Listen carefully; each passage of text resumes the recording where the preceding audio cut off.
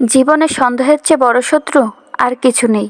কারণ মিথ্যে সন্দেহ এমন এক বিষ যা যে কোনো শক্ত সম্পর্ককে ধ্বংসের দিকে ঠেলে দেয়। মিথ্যে সন্দেহই যথেষ্ট একটা মানুষের জীবন অতিষ্ঠ করতে। কিছু পাপের কোনো কাফফারা হয় না। কাউকে মিথ্যে অপবাদ দেওয়া তেমনই একটি পাপ। আমাদের নবী বলেছেন, 5টি পাপ এমন যার কাফফারা নেই।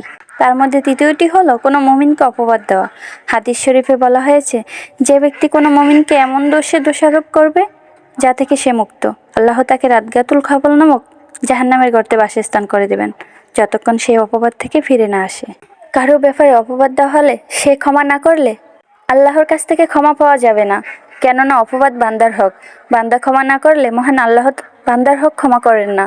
অথচ আমরা কত সহজেই সন্দেহ করে এক একজনের উপরে নিজের মন গড়া অপবাদ দিয়ে দেই। আল্লাহ তুমি সবাইকে বোঝার তৌফিক দান করো। এই পবিত্র রমজান মাসের উছিলায় আমাদের হেদায়েত দান করুন। আমরা যেন মিথ্যে অপবাদ থেকে বেঁচে থাকতে পারি, সেই তৌফিক দান করুন। আমিন।